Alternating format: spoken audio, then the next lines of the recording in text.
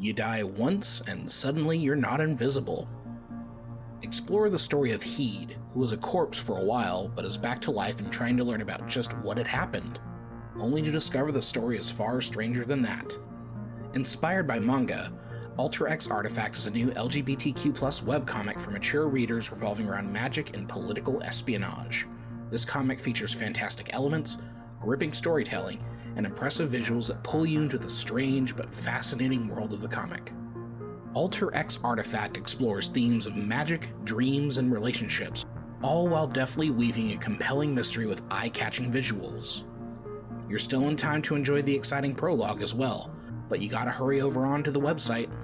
So, if you're looking for your next weekly webcomic read, you need to go to alterxartifact.com.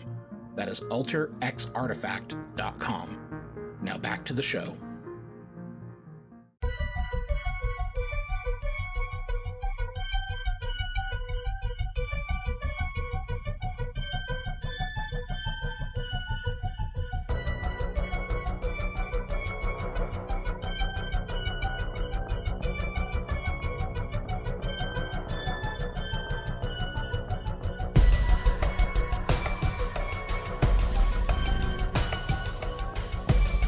I am recording. Keeping you on your toes. You burping bastard, you uncouth son of a bitch. Hello and welcome to Supernatural Selection. I'm your host, Kevin Heyman. With me this week is the rude, the crude, Mike the skeptic. Mike, how are you, you burper? Excuse me? Okay. You doing all right, though? God dang. Okay. I'm sorry, I just threw down a snack because I was starving. Yeah, no, we kind of fucked around with 3D printer shit and found out. Yep. And we have Mr. David Davis. David, how are you today? Doing okay. I mean, I could probably try to summon a fart, but I don't want to really do that hope right you now. don't, because I don't want you to have to go change your pants. Yeah, don't gamble like that. Never trust a fart. I've learned the later I get in life is the more or the less and less you trust farts. Oh yeah, no. Like as a teen and early 20, I would just let them fly whenever. And nowadays it's like yeah, you're sitting there analyzing it before you let it go. It's like, yeah, is this? I think this is okay. Good. Whew. Is this going to require a shower later? Or now. No. Or you're just sitting there talking to people and you're joking. And ha ha ha ha. Excuse me, and then you go to the bathroom.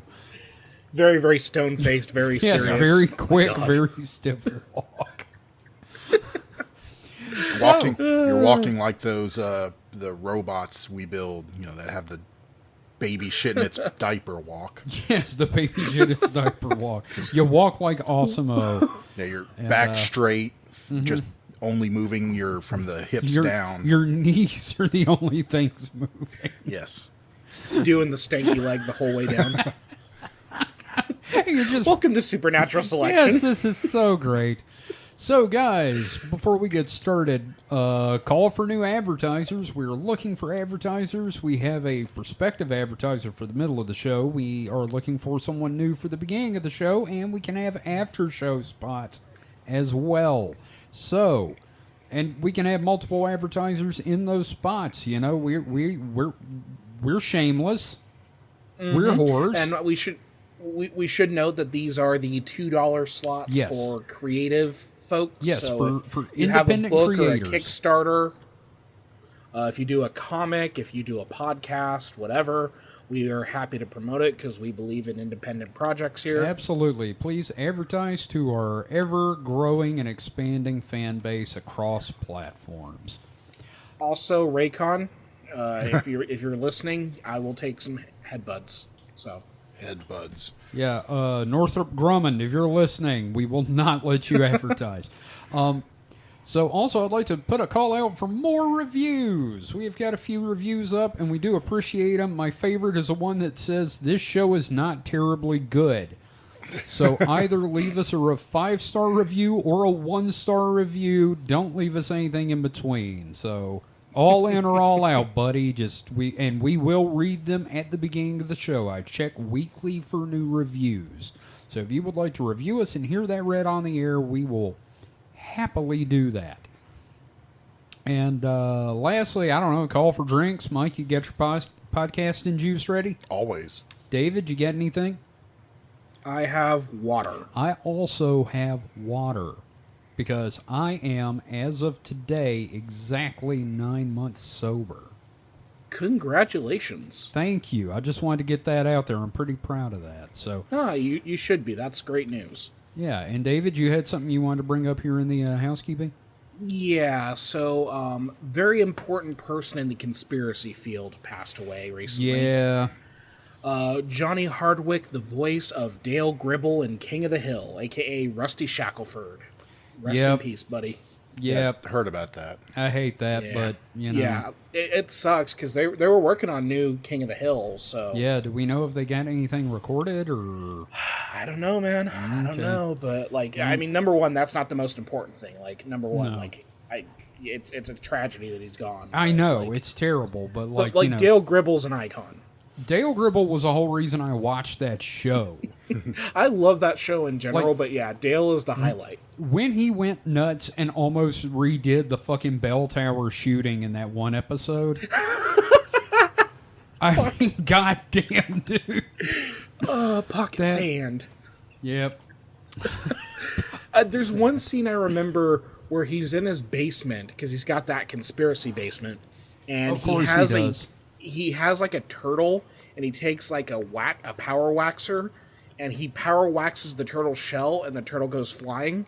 And that just sticks in my head. Yeah, and I don't remember the context of any of it. I think it actually opened an episode, but like that's one of my fondest memories of the show. You know, we're going to have to talk about that on Distraction Hole this week.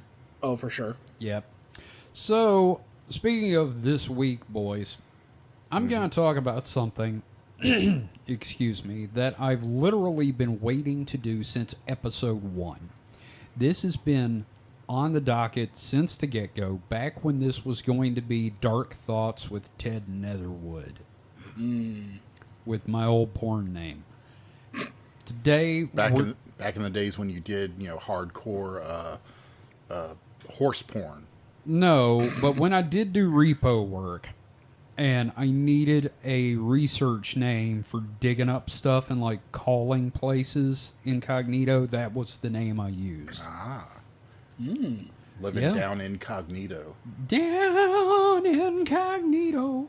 So, this week... I don't think you ever told me that. Oh, yeah, that's my alternate... I know the Ted Netherwood. Yeah. I didn't know about the Dark Thoughts with Ted Netherwood. Oh, yeah, no, that was an article I used to write for Haunted MTL. Yeah. And it kind of morphed into this, and I'm happy it did. You have this whole secret life you never tell me about. Oh, Kevin. I told you a little bit, but it didn't matter. I was also depressed at the time. Anyway, the point is, You're this depressed week, now.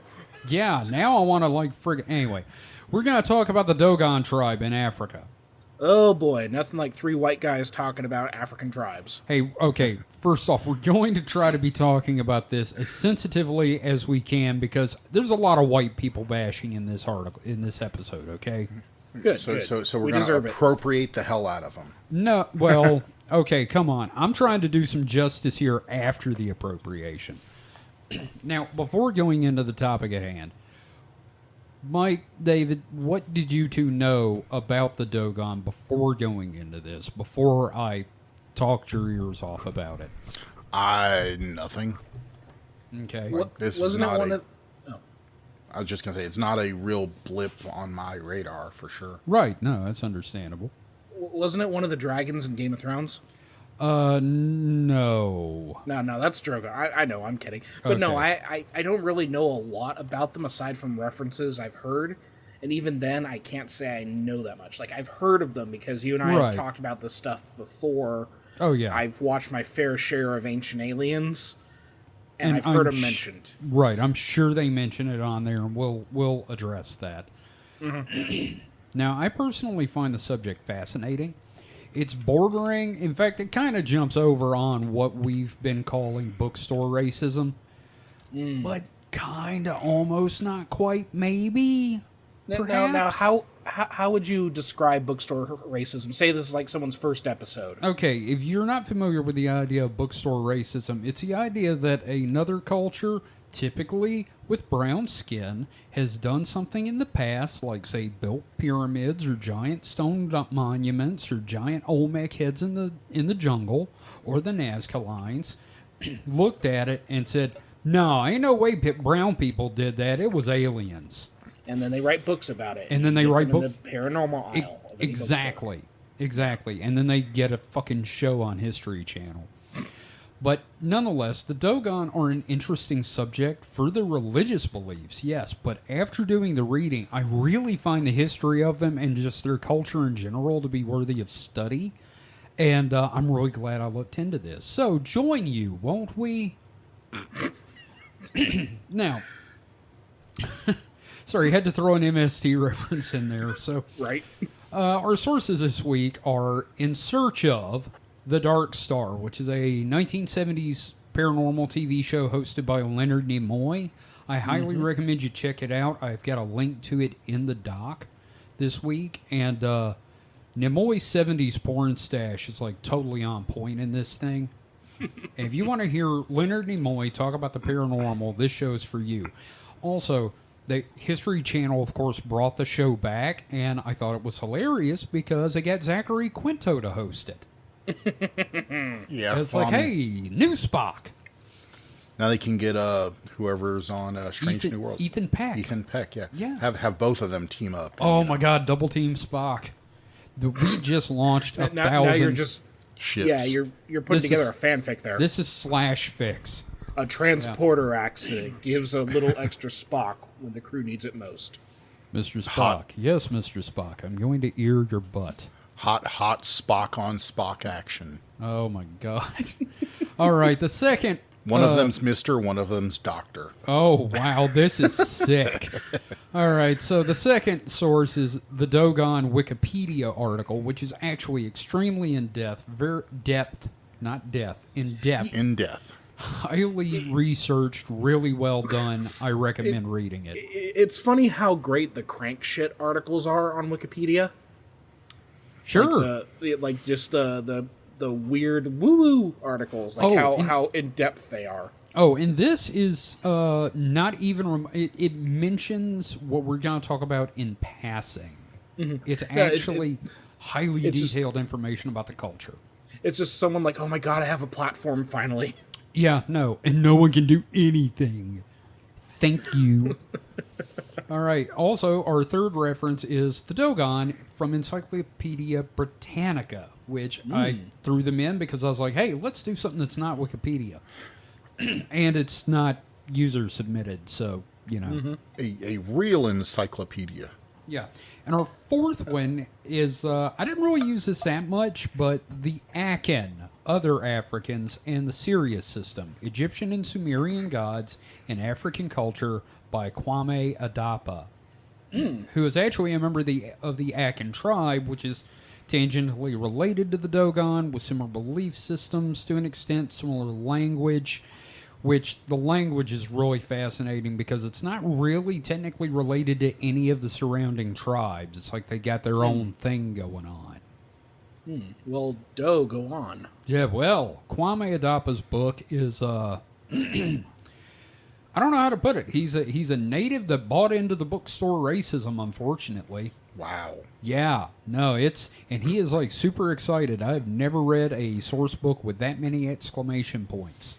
That's kind of sad. It really kind of is. I don't really recommend it as a resource, but if you want to read something, you know what? I don't even recommend it, period. As entertainment? No, not even as that. I read it. I'm sorry. Yeah. So, all right, let's talk a little bit about the history of the Dogon. So, it's kind of hard to try and nail down just where the Dogon originated originally. No. Oh.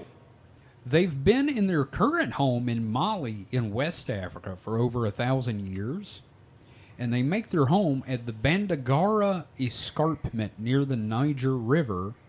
And I've heard someone else pronounce it Niger River. I don't know how to actually say it. I learned Niger. So Niger has been in the news a lot lately. And they keep saying Niger, which I agree with you. When I was coming up in, social studies and stuff, they would say Niger. But I think Niger is... Because it is French. Yeah. I also feel like that's also like when you're watching the news and they say enchilada instead of enchilada. Yeah, well, yes, but it's kind of... It's also trying to separate the hard G out. Right. Nice. Okay, that's true. That's fair, because we had a lot of people... element. We had some people really mispronounce that in my school. Yes, no, Look, I went to the same school, so I know how that went. Here's a spoiler. It wasn't a mispronunciation. They were very much aiming for that. Yeah, they said the things they heard from the dinner table. Yes. Okay. Yeah. Well, anyway, they've been... Sorry to interrupt. No, I interrupted too, but, like I said, it is a French colony, so Niger would be at least... what's the term? Niger? No, the... colonial, like colonizer, correct? Yes. Okay. Well, do we want to go with Niger or Niger? I don't know. How about we go with Niger just because I feel safer? There we go. Okay. Sounds good to me. Okay. We're three white guys agree Niger. We should go with Niger. We should not get in trouble. So again, they make their home at the Bandiagara Escarpment near the Niger River, and have been there for over 1,000 years. Do you want to tell us what an escarpment is? Because you had to. We're gonna get there. Get there. I didn't know if that was later in the notes. It's in here. It's in the doc. Okay. The Dogon came to Mali fleeing persecution by the followers of Islam because of their unwillingness to convert. Yep, we're spot on that one so far. Now, their origins prior to this are apparently from ancient Egypt. And there is some evidence due to language and religious remnants that they may have started in ancient Sumeria with the dawn of human civilization. And we'll talk more about their religion soon, because that's kind of the point of the episode. Okay. But before we do move on, Mike. Yes. Do you guys know what an escarpment is? Because I didn't. You told me earlier, but I will not say anything. Okay. It is a giant fucking slope where level land drops to another level, typically caused by erosion or tectonic. See, we're already learning here today. Now, see, I knew it as like a landscaping term, but, what is geography other than God's landscaping? Am I right? You know what? That's a shirt. It's elemental landscaping over time. It is. Mm-hmm. It is either... Sorry, you probably just heard me open my wallet. There's something I'm pulling out for later. Why do you have so many condoms in there? It's not a condom. It ain't a condom. Kevin, that double X Magnum ain't fitting. You're just stroking your ego there, buddy. I need it for my Magnum dong. So anyway, the Bandiagara Escarpment was a perfect place for the Dogon to settle. It was defensible, and the land was good enough for farming because it was so close to the Niger River. Mm-hmm. It provided a perfect place to settle and to defend themselves if the Muslims showed up again. In fact, the Dogon had been persecuted for a very long time, and it's led to a lot of their religious ceremonies and art being completely hidden or flat out lied about for centuries with outsiders, which will come into play later. Mm-hmm. And I feel like we see a lot of that with diasporic communities. Things like magic and folklore that are preserved defensively, like hoodoo. Or voodoo actually. Because I am going to do an episode. You're both. We'll cover that when I actually do a voodoo. Okay, episode. You can correct me when you've got the books. Yes, okay. I do have the books. Anyway, so I'm not the expert here. I know that I just made myself sound like one there. Okay. But I think a lot of this kind of like defensiveness can be attributed to the fact that so much of what they pass down can be recorded in conversation rather than require a lot of written text or physical evidence. So it's easier to kind of keep it hidden. Right. Especially like when you have, say, colonial figures who come in. Oh, yeah. Like the French or the Belgians. Mm-hmm. Keep it secret. Keep it safe. Yeah, no, exactly. So there's actually a lot to learn about them as a people, and I really kind of wish this was an anthropology podcast right now, but it's not. What I will say is that growing grain, one of their staples, of course, is seen as a part of their religious ceremonies almost because their gods brought them the knowledge of how to grow grain. Man, I'll tell you what. Some of the most fun classes I ever took were anthropology classes. So if you want to sneak in more anthropology, I know I'll be entertained. Oh, cool. Okay, well, I'll keep that in mind. But, like, speaking of Dogon religion, which, again, is kind of the point. In 1933, French anthropologists came upon the Dogon preparing for a ritual, and they were allowed to film it. They were told that this ritual was for a very important man who had died, but this was a lie. Now, do you want to know how they knew the French anthropologists were coming? How? Well, they just heard that for miles. Yeah, Yes. and, French are just doing that, Do you know what is a marzipan? baguette. Do you know what is an almond? Brie cheese. I was going to say the man dying was a lie, but also the cake was a lie. Yes. I just want to go on record. I don't think we have any listeners from the country of France, and Good. I got personal beef with the French. Beef bourguignon. So if you're from the UK, hey, welcome. Let's go shit on the French. So, anyway, it was not a funeral ceremony. They do have a very elaborate funeral ceremony that actually there's one they do, and then like up to 4 years later they do a second one to allow the grief to have passed. It's interesting. So anyway, this ritual that they were performing is actually called the Sigi, and it is a link back to their first ancestors. They only perform it once every 60 years, and it celebrates the meeting of their people with a people known as the Numos or the Nomos. Wow, so these French guys were like super lucky to come upon this. Like incredibly lucky. A once in 60 year, like basically a once in a lifetime. Yeah, literally. Just sitting there with their butter and baguette. They showed up. Their cigarettes. Yeah, they show up with their berets on, and these guys are carving the masks for the most important ceremony of their culture. Yeah, of basically everybody's lives. Yeah. Because even the youngest ones would probably be close to dying by the time, it came around again. When it happened in modern times, Mike, no one alive had seen it. It was passed down. That's what I'm saying. For these, kind of subsistence, cultures, 60 is like basically the limit of their lives. At the time, their lifespan, a lot of them did not live 60 years. Yeah, that's what I'm saying. Yeah. So this is like, This was it's insane how lucky they were to come on this. Now, and I'm going to be calling them the Nomos throughout. Not the Nimoys? No, that was the narrator of the special. Now, the Numos is what I've seen some things calling them, but I see Nomos in most places. So we're going to go with the Nomos near the Niger. So these creatures, whose name in the Dogon language is associated with water, were amphibians who had snake-like lower bodies, but man-like upper bodies, and they came from the stars. So they were Nagas? Nagas, yes. Yes. They're basically aquatic Nagas. Aquata Naga. Yeah, I mean, I've seen plenty of things where the Nagas were in the water. You missed a very clear pun here. Oh, did I? Manaconda. My Manaconda. Yeah, okay, that's fair. I'll let that one slide. Anyway, they tend to slither.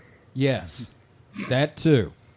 So the Nomos taught them the ways of agriculture and astronomy and some anatomy, and they gave them 365 mystic symbols without explanation that they were to ponder over to learn the mysteries of life. That's like a symbol of the day calendar. It really is, and I find it interesting that it's exactly 365, given we know that the what is it, like, the actual time is like 365.7 days or something like that? It's 365 and, what, a quarter? I think so. So that's like every 4 years is a leap year. Yeah. So, yeah. Yeah, it's like... The Earth rotation around the sun is 365.25 and some change. Yeah.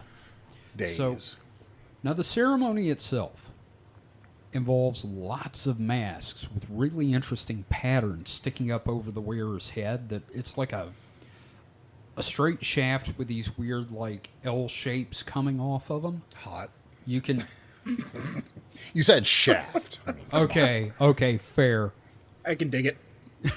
Thank you. That's what I was waiting for. So, and I highly recommend you look up Dogon masks and see some of these. But they're wearing the masks, and their heads are being whipped around in a circle as they all dance around a central mask wearer with a big fucking mask that's like 12 feet tall. And it's like the DK mode in GoldenEye? Sorta. They have antenna. Yes. It's like they have, TV aerials on the I masks. know. That's the crazy thing. Then the dude in the center lowers the mask to vertical. Like his head, facing the ground so it's sticking straight out. And he spins with the top of the mask making an orbit of the wearer. And you can find video of this dance online. Is pretty fucking cool to watch. Now, I know that you're going to be getting into this, but this also sounds pretty cosmic with so many orbits going on in this whole thing. Yes. Yes, it does, and that's the point. All right, though. It's all well and good, and probably to be expected from most religions that, their God came from the sky. I mean, what God didn't come from the sky? Our God, the Christian God speaks from the sky. He was a storm god from fucking Babylon originally. The Native Americans talk about the spirit in the sky. I mean, that song talks about the spirit in the sky. But, that's a given. But the Dogon have one up on most of us. They know what star their gods came from. Sirius B. Surely you can't be serious, B. I can be. And don't call me Shirley. They also... All right, Ruth. Yes. Now, oh God, that's terrible. They also believe that there's a third star in the Sirius system, but there's been little evidence of that I'm comfortable pointing to. There's been some mathematical stuff, but that could also be, user error. So that's still in question. But most videos and specials, and this, I really need to get this out there, most videos and specials will say that Sirius B was discovered in the 1950s, which is after the French anthropologists came down and learned about Sirius in the 30s and 40s. But this is incorrect. Sirius, I looked it up, Mike, because I knew you would. Sirius B was actually discovered in the 1860s. It wasn't photographed until the 1950s. Now, what did they call the star? Like, I don't think it would be Sirius B because that's, what the astronomers would call it. So What name did they give it? I looked this up again after you put that in the outline because I really needed to check. It is called Cogito, which translates to the Star of the Sigi, which is their ritual. So, they got a name for it. Interesting. Now, yeah, I know. So, and that's the whole thing about the Dogon. Everything I've read about them is really fucking interesting. I mean, it's a lot of, Yeah, I mean, they have some real problematic shit going on with their patriarchy, but but they've got weird caste systems. But again, who doesn't? Yeah, okay, that's fair. So the Dogon know a hell of a lot about astronomy for being where they are and for how long they've known about it. So here's some things they know. They know that Sirius B is a white dwarf and that it is extremely heavy. The terminology they use is that not all the creatures of the heavens and the earth could lift it. Which, well, that you could find the smallest celestial body, and that would still be true. Yes, I know, but they're trying to imply that it is heavy. So, yeah. So the 60 years between the Sigi ritual represents, and this has been scientifically spotted, one orbit of Sirius B around its companion Sirius A, and is supposed to occur. The ritual is supposed to occur when it is at its closest point to Earth. Can we just go back to you giving Mike that like? Okay. You need to do that more often because that's a lot of fun. Okay. I'm just saying that was really funny. No, I understand, Mike. I understand. It's that's questionable, but you know the lore says that they know it's heavy. So yeah, but I'm sorry. I know anything is so heavy that Yeah. you know you can't imagine it. So. Sure, but the Well, did they mention it in a form of comparison to other heavenly bodies? Like, I feel like it's baked into the statement that all the other heavenly bodies could not lift it. I don't know. I'm going to be honest. I couldn't find really good sources on that.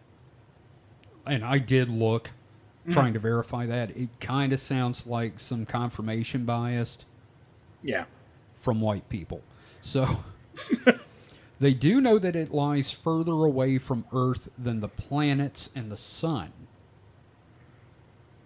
They also have some very interesting cave drawings showing the elliptical orbit of it, which seems to match computer models, but again, that's open to interpretation, you know.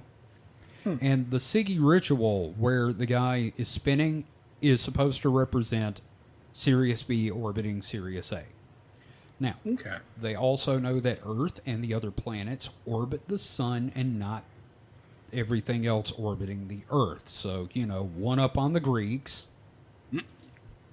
I thought the Greeks knew that. Did they? Who was it that started geocentrism? Well, was that the Romans? So, no, the Catholic religion decided that, you know, the Earth was the center, but it was known well before that. That was a religious... Now, and there was this thing called the Dark Ages. Yeah, well, again, one of the things that I didn't get a chance to look into is what do other tribes believe? Mm-hmm. You know, do all of them believe that, or was just the Catholic Church that stupid? No, the Catholic Church was self-interested in you know, thrusting geocentrism. Propaganda. Propaganda? Yep.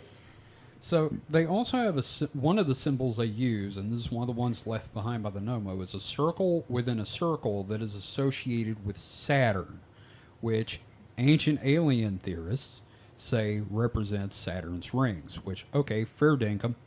A quick reminder also is that Saturn's rings aren't visible with the naked eye.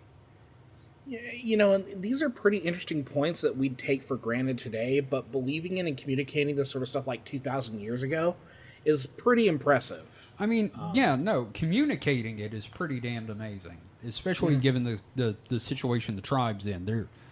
Their only metalworking is like ironworking for arrowheads and stuff, and this was in the 30s, right? That we found out about it. Yes. Yeah. So up through the 1930s, they were still kind of just doing ironworking. Right, and there's still things change, but yeah. Yeah. Well, Saturn's rings were discovered in 1610. Okay, that's fair, and we're going to get to some of the cultural contamination stuff possibly later. Mm-hmm. So, but again, all this knowledge was supposed to have been brought by the Nomos 3,000 years ago. Now, a lot of this reminds me of ancient Sumer and Babylon.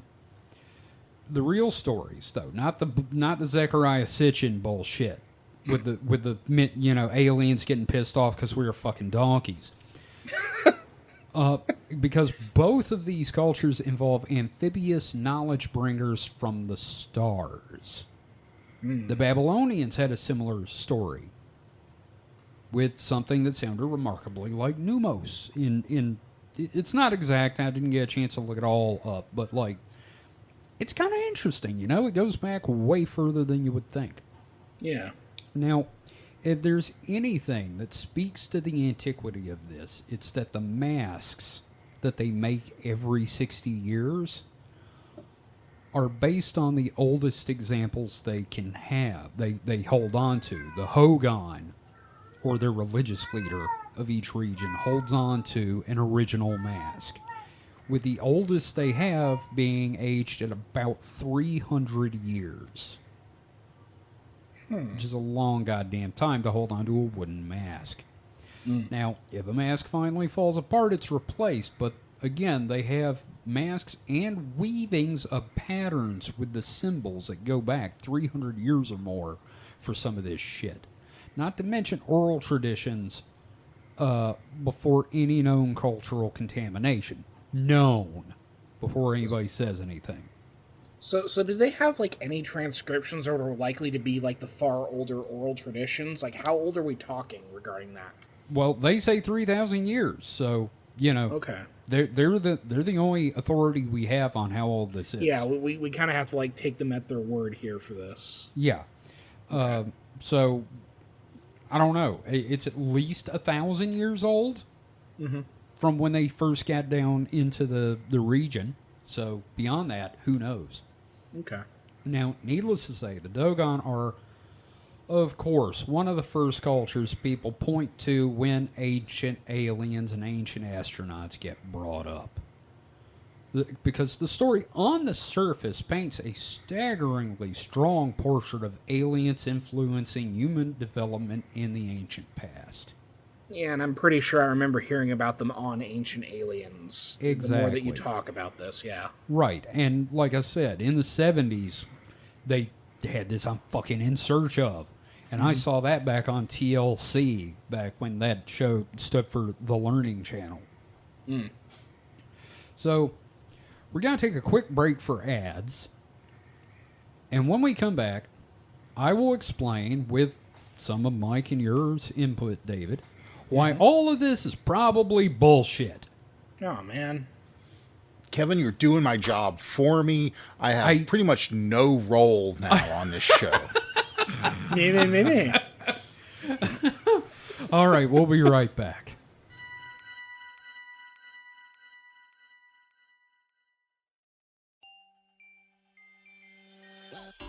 Hey, David, you know what makes our show great?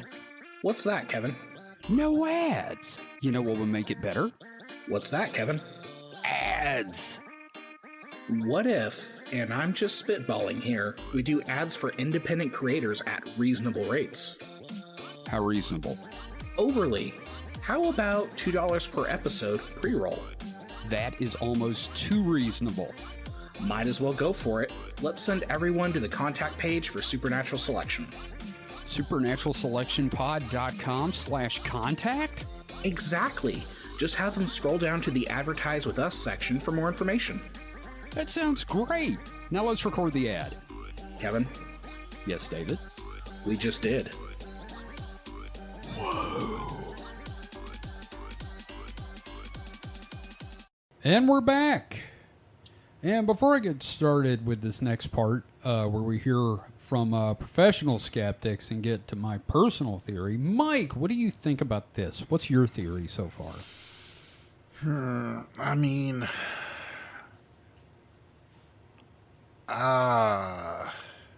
it's kind of hard to swallow. I mean, not to discount a culture, right? But I don't know if I'm being presented with all the real facts of this culture. It sounds like a lot of stuff is being colored and, that's interpreted fair. In a way that might not be accurate or the whole truth. That's just me, not, just going by what I've heard so far. No, that's fair. And bear in mind, what I've presented you so far has been the lore of the thing. Yeah. As presented by ancient aliens. And now the thing is, we're about to get into some professional rebuttals of what I've talked about. And I actually have put in some rebuttals to those rebuttals. in here, and which means, Mike, you can give some rebuttals to my rebuttals of these rebuttals. We're just going all down the buttle hole. You're going all up in the buttle hole. So, first off, the biggest thing to debunk is the whole idea that the fact that we have known about Sirius B since the 1860s throws one argument of the Ancient Aliens crowd right out the window. We did not hear about Sirius B from the Dogons and then confirm it in the 1950s. All right? Mm-hmm. Yeah. I need to get that out there because that is real easy to just Google now. Now, I understand in the 70s and 80s it wasn't that easy to figure out, but now, here we are. There is a case to be made for cultural contamination here with the fact that it was discovered so early. That may be at some point the news managed to sneak down into West Africa at some point in the 70 years between the discovery of Sirius B and the contact with the French anthropologists. Now, personally, I don't know how much I believe that.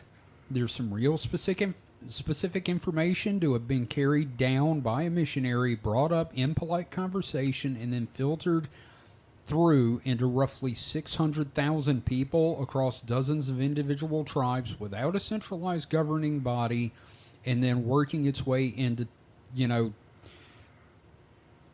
all that stuff, especially when 300-year-old masks and older symbols are thrown in. Now, Mike, I want you to give me some thoughts on that. So it sounds like they already were pretty interested in, celestial bodies and astronomy. So maybe they specifically sought out that knowledge. Like they were asking about Sirius? And new people that showed up, they would ask, what do you think of these stars? And, someone just happened to know, modern, at the time, information about those. See, I like that theory because what I heard from a NASA scientist on the In Search Of special was, it is a coincidence. I'm like, what? Fuck you! Well, so the thing is, anthropologists aren't astronomers. I know that people can be multiple things, but the odds of having an astronomy enthusiast anthropologist relay all of this info and not playing the most expansive game of telephone ever feels, pardon the pun, astronomical. Well, what's the most likely scenario? Someone just happened to know this and told them, or Naga aliens told them? I don't think it's an either or here. I think there's another option here. Yeah. And we'll get into that later. But I do agree. I don't think it was space lizard men. Yeah, no, I'm not on the space lizard man camp, but I'm also not in this, okay, we, the odds of, having that exact sort of person with that knowledge in a field that it's outside of there. I will say, though, that after Mike brought up the idea of them specifically looking for information about Sirius, I'm willing to concede that point as being very possible. That could be the third option. Maybe there was the enthusiast who knew a little bit about astronomy, had a book with him or something. And it was it was sometime between 1860 and 1933. That's a lot of time for somebody who happened to be an astronomy enthusiast. So and maybe just kind of super wild speculation. This is just me pants on head spitballing here. Oh wait, no, I cover the pants on head. Stuff. Missionaries like this would frequently come back, right? They wouldn't just come once; they'd come, frequently. Okay, that's fair. So maybe they asked a bunch of questions. They're like, I don't know, but then they went back and got a book about it and told them. Or maybe they picked it up from the Muslims. Yeah, I mean, because they were very scientifically oriented. So here's an example I like to think about whenever I think of dissemination of information. Think back to elementary school.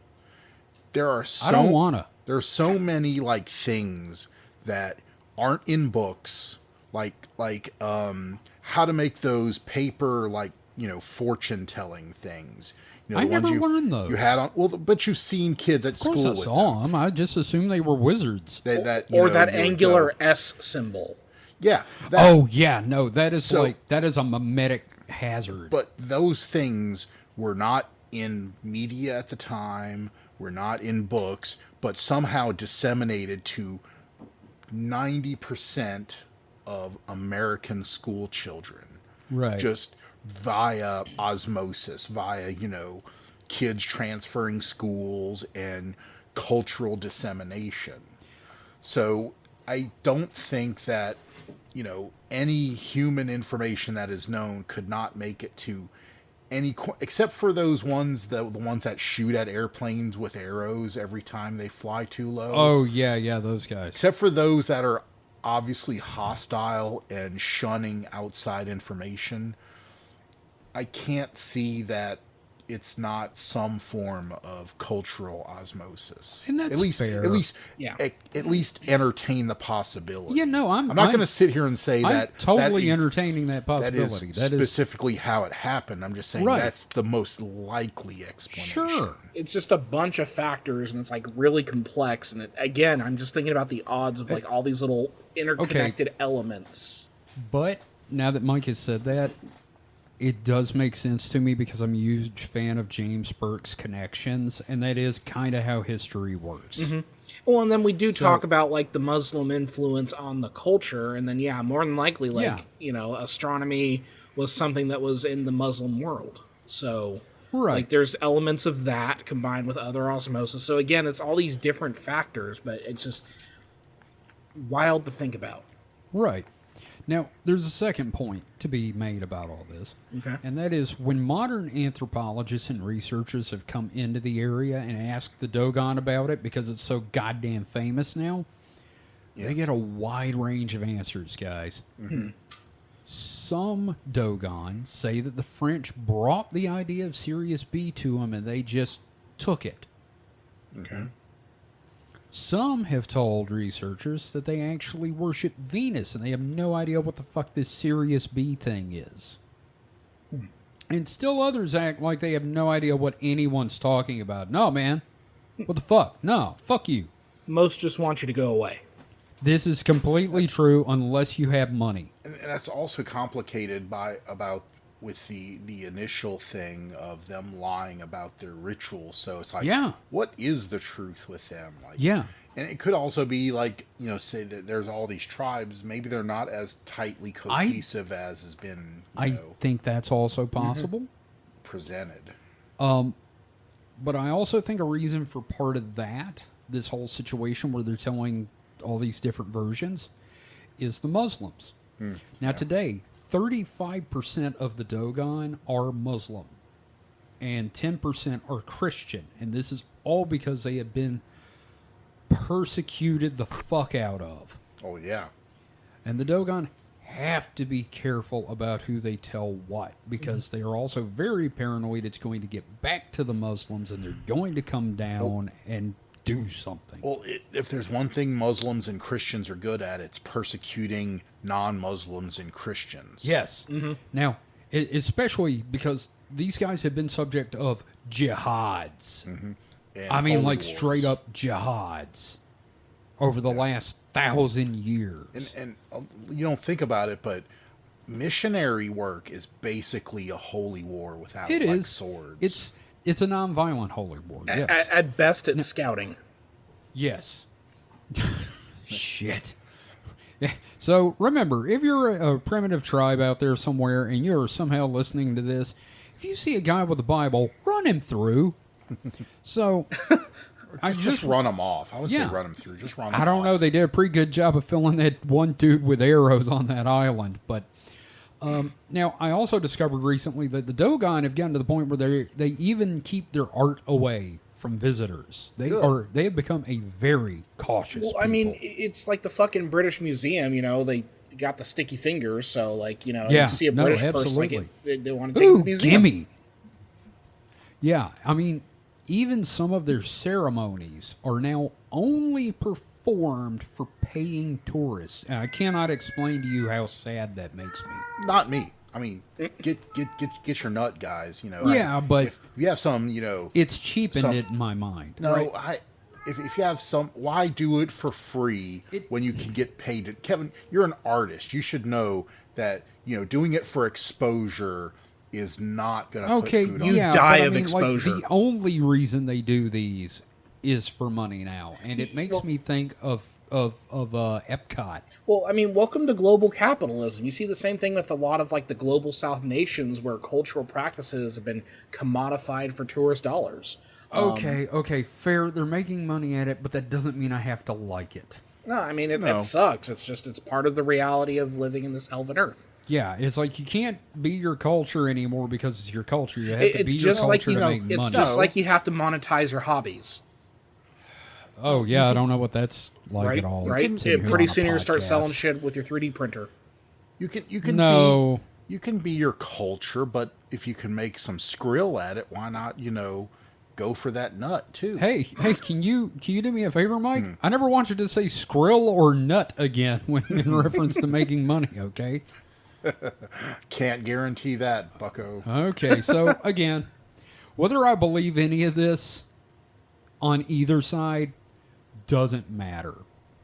What matters is I think there is enough information to say that these beliefs probably didn't come from space nagas teaching ancient humans about bread and beer. So, where do I think it came from? Time travelers playing a prank on conspiracy nerds. God, I wish that was true. Ghost monkeys.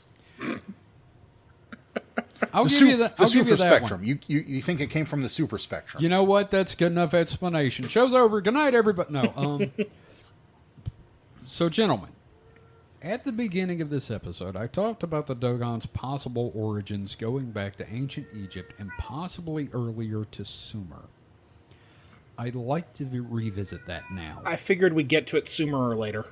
Oh, my sweet, sweet Sumer child. Is this the Sumer of our discontent? Oh, God. You just babble on and on and on. So, if there is one thing I've learned... Sorry, you said something? Oh, no, I'm just applauding. Okay. If there is one thing I've learned about ancient civilizations from doing this show and just from research in general is that calling them primitive is a disservice to the ingenuity of our species. We come from a long line of not just the fastest and strongest survivors, but the smartest. To paraphrase the recent musical episode of Star Trek, do you know what the odds are of all of us being here right now? Not really. I'm bad at math. But no, so I think there's a fine line to walk here to not fall into the, they're primitives. Noble savage. But yeah, all the other ways, the noble savage and, right. kind of the holding them on a pedestal. No, I understand. I'm not saying they had floaty technology. Yeah, I'm not like speaking to you directly. I'm just saying in general that, they're people. They, if they are, considered advanced for their time, well, it just means they figured shit out before other people. Yeah, but exactly. Still, if one group of people could figure it out, another group of people could figure it out. Which is exactly where I'm headed. Yeah, so, I was just throwing that out there. No, great. I'm glad you did, because Sumeria had a staggering knowledge of the heavens, guys. Mm-hmm. In fact, they knew about Saturn's rings, as did Egypt. And they had staggering knowledge of the heavens in general. Mesoamerica had staggering astronomical knowledge. And honestly, so did a shit ton of ancient cultures. So, instead of crediting aliens with that knowledge, I would like to put forward that maybe some brilliant wag created a telescope way, way back before Galileo, the cracker that he was, did. Galileo the cracker is something new for the bingo card. I'm saying that it's highly likely that oral astronomical traditions of the Dogon used for determining when to plant crops are merely a way for a culture to keep alive the knowledge that they thought was vitally important to them.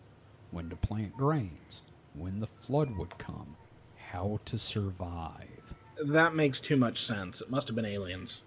God damn it, David. So that's very valuable, life knowledge. Yes. And that's the kind of stuff that can be figured out without Sure. super advanced. That's But seeing what works and what does. Yeah. That's just what we have a word for that, where you figure out stuff over time. That's evolution. That's Sure. just like knowledge evolution. But one thing I didn't put in there because I wasn't sure if it was going to be relevant or not, if anybody would bring it up, the Dogon use Sirius as their guiding its position in the heavens. They use Sirius to spot, when we're going to do the planting, when we're going to do all this stuff. They use Sirius. Mm-hmm.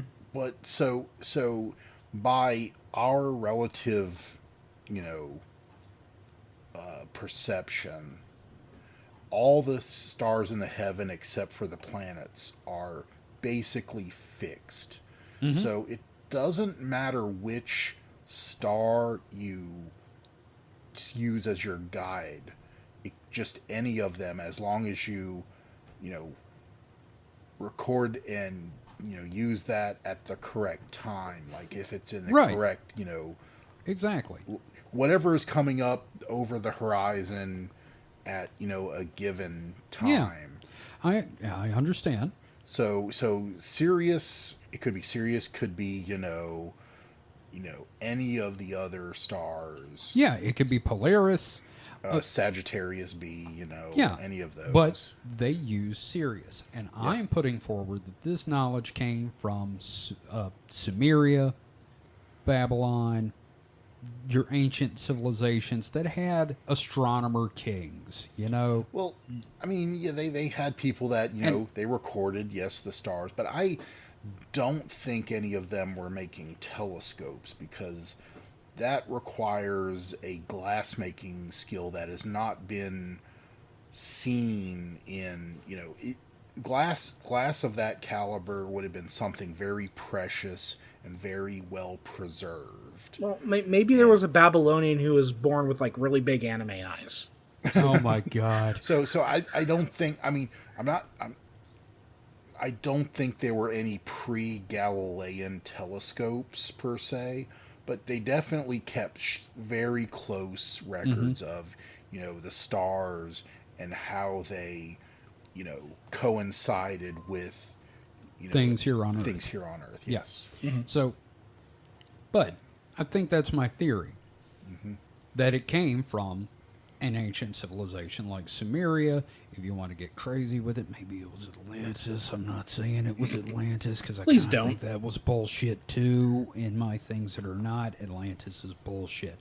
But I am saying that whole cycles of history, we don't have details on these things. So it's extremely possible this came from there. And I do believe that knowledge like this, can be very handy, even though if we don't know where exactly or why this kind of knowledge originated. Like, one of the things I find fascinating is some of the precepts in like Judeo-Christian and Islam. The cleanliness. The cleanliness stuff in, if you look at it, a lot of it coincides with our, knowledge of, we know pork nowadays. Stamping down disease.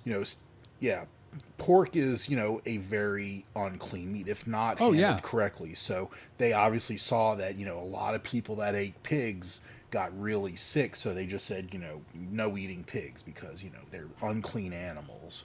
The like veils and things like that. When we started masking for COVID, just, made me think it clicked, yeah. It's like, why wouldn't you, wear face coverings? They would probably found that when you wore face coverings, you got less sick because everybody is kind of keeping their shit germs to themselves. And we've also talked about the fact that, like, the ancient Hebrew stuff with the Ark of the Covenant, it's like, a lot of this kind of sounds like anti-radiation stuff. Yeah, and Muslims also have a very strong, hand washing culture because that obviously cuts down on diseases. Yeah. So you see where I'm going though. Yeah, what I'm saying, whether I'm right about the telescopes or not, there is a lot of, maybe not. I just lost my train of thought, but Woo woo. it may not be for the reasons the text or the tradition say it's for, but it was started for a reason. Oh yeah, no. I mean, that's like, yeah, exactly. People don't start doing shit for just arbitrarily. Now it becomes, a religion. It Mike, becomes a... Are you saying the wheel of time turns and ages come and pass, leaving I'm memory that becomes legend and legend fades to myth? I'm just saying we do shit we're a very pragmatic species, so we start doing things more for a reason. We are a ritualistic creature. And then we start codifying that into religion just to make sure people do it. Yeah. And then, it just basically becomes, we just do it by rote then. No, absolutely. And that's and that's how religion dies also. It becomes a tool because nobody's worshiping the God. They're just going through the motions. But we'll get into that in another episode. But what if aliens? But what if aliens, indeed? Now, speaking of that, Mike, David, you guys know me. I thought I did, but I'm more and more questioning that. Fuck you. You guys know I love the crazy shit. Yeah. I love reading about aliens and ancient legends and ghost monkeys and stuff like that. And I only say that because it pisses David off. The thing I don't love is believing lies. Especially not lies propagated by a false narrative that only white Europeans could have done anything. Well, white Europeans also launched 2 world wars in the span of 30 years, so... Hey, that's a pretty big deal. Well, it's more of a war and a half. I mean, the first one never really ended. It's technically one big war with a breather. Yeah, we had a brief armistice, but it still kept going. And I know that the last few episodes that I personally have done, I've done a surprisingly good job of debunking my own fucking topic, with apologies to Mike. I might as well just hang it up. Oh, no. Next time I'm just going to, take a nap. No, because we're going to have a lot of fun on the next one. Now, it's just that looking into all this and finding the other explanations that don't involve aliens is so fucking easy. It shows how little the paranormal community wants to actually look into some of this. Yeah, and so we've been using that term bookstore racism for a while now, and this topic is very much in line with it, and it's indicative of the larger issue with the paranormal and conspiratorial community for most of the 20th century. Oh, yeah. Now, we're leaving a lot of that behind now, as it becomes obvious that some of these theories are meant to propagate, racist and ethnocentric ideologies, which came to a head with Hitler's Aryan notions, the Thule Society. Oh, yeah. Yeah, on the back of this growth to the very mindset to the mid to late 19th century, all of that Helena Blavatsky bullshit. God, Yeah, we're gonna have to go over that, but the fact is that a lot of this shit is still lingering and reflects poorly on people who want to explore the weird and mysterious. Because you want to start getting into this stuff, and it's like the ancient aliens thing really it's does a disservice to everybody. It's like our own shameful little chick tracks.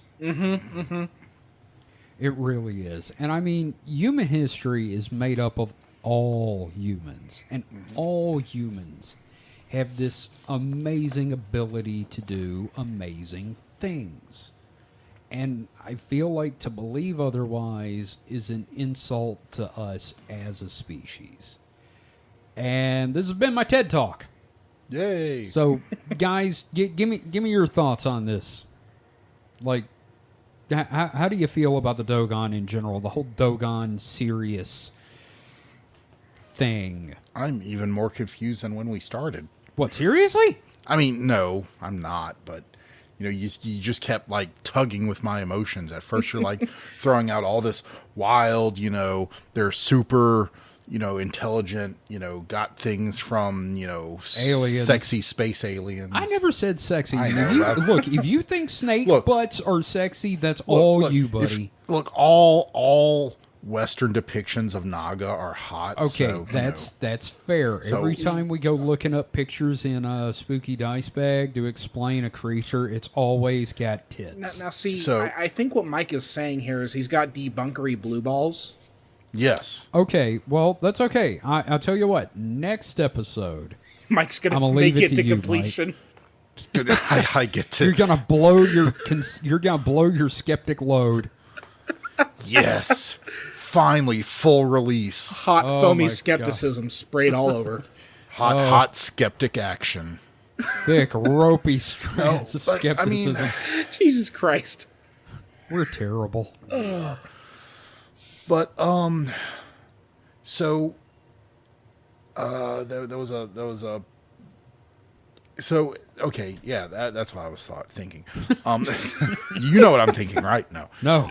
So you ending the way you did, you made me think of the fact that, a lot of these, obviously they probably would, refute this, but, this ethnocentric kind of, bullshit, they don't realize, but they would refute it, but white people are like not the first people. Yeah, that's we're we're mutants. You trace your lineage back far enough, you're brown. No, I Your guarantee you the ancestors were first. brown.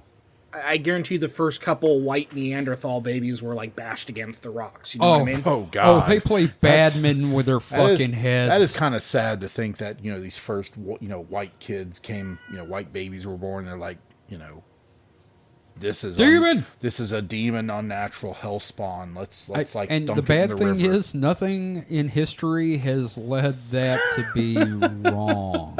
No, I mean, yeah, that is kind of Yeah, we human- kind of did ruin everything. human, instinct, I guess, to shun the Weird. Shun the white thing. shun the unclean, shun the different. For being racist, I find it funny how many evil things Lovecraft did were albinos.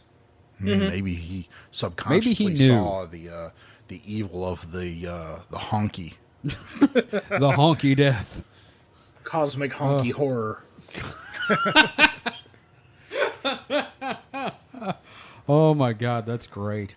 So, David, how about you? Thoughts on the Dogon Sirius thing? It's still a super interesting topic. Again, like I keep thinking about like all the confluence of circumstances that result in whatever their lore became, and like how much of it Right. was something that developed from the Muslim world, how much of it came from their own experiences, how much of it may have been like osmosis through like Europeans coming into Africa. Again, it's Yeah. again just I'm thinking of that Star Trek moment, think What of are the odds? Yeah. Yeah, that's a good point. Like, what are the odds of us three doing this podcast together? Well, if you knew me, pretty fucking good. Yeah, I think it was inevitable that I was going to be on here. I was going to suck some of you in somehow. Well, if I don't know, there I can think of a few things in my like early life that if they hadn't happened the way they did, I would not have moved here. So. Oh, yeah, no. Like, if my mom had, had any guts about her, she would not have moved to Vicksburg to be in my grandmother's will, which she didn't end up in anyway, and I would not be here. We would not be doing this. Yeah, like one decision by my parents, and we would have just stayed in Louisiana, and I would never have met Kevin. So Yeah, God. that's that kind of thing. See, it worked out differently for me because I remember, like, when I was 5 years old, there was this very crazy albino blind man who came up to me and said something about, like, you're going to be doing a podcast in 30 years. So, Wow, that dude, man, there's actually a really interesting Man in Black story that is shockingly Kevin. similar to that, so we're just going to leave that there Kevin, like a turd in the sink. I think that's evidence for that you'll find a time machine sometime. Oh, great, so I'm going to be blind. Fucking great. You're gonna be old and blind. You're gonna time travel back. You're and gonna do a convince- podcast. it's going to be a 3D boy. printer accident. Your God 13-year-old damn it. 13-year-old David would be like, "What the fuck's a podcast?" Oh my God. Well, that being said, thank you everyone for listening, guys. Did you have a good time on this one? I had a Yeah, wonderful time. Yeah, no, I don't look. If I didn't enjoy it, I wouldn't be here. Right? That's fair. Like if I sat here hating it, I would probably just be playing like Minecraft or something right now. Okay, that's fair. So, I want to. Before we go, I want to close with something. One of our coworkers, Juanito, up at work, he gave me a Latin phrase, and I adore this. I feel like this should be our show's Latin motto.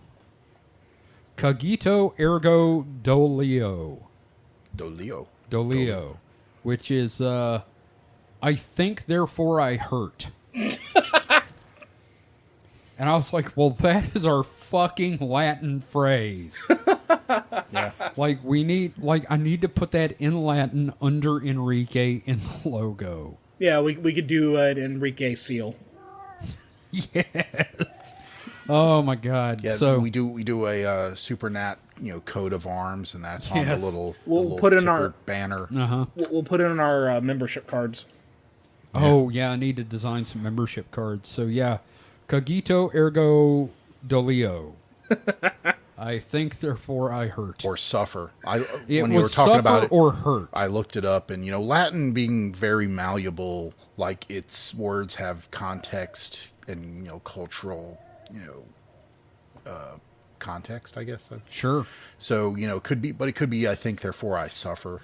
Yeah, But I just yeah. like hurt though. Yeah. Well, yeah, but it Our hurt, suffer. It's interpretation all the is same hurt. thing. Yeah. But the suffer, I think, draws from the thinking.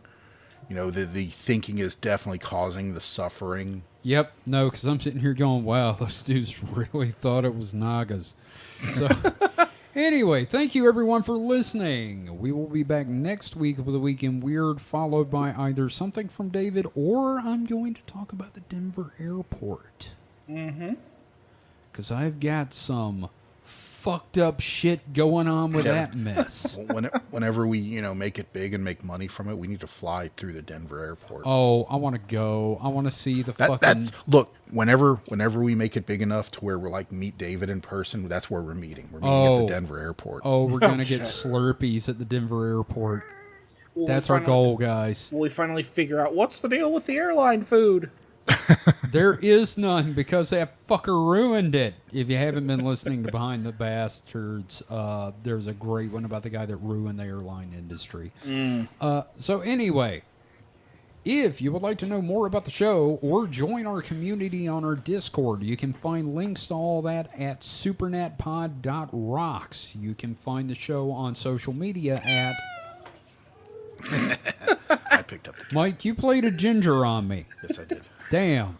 You can find us at... God, where can you find us on social media? You can find us on...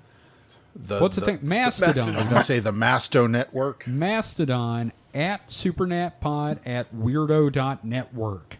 God, that sounds so good. Weirdo.network. That's It's like so a glove. apropos. It fits. Yes, it's like a glove.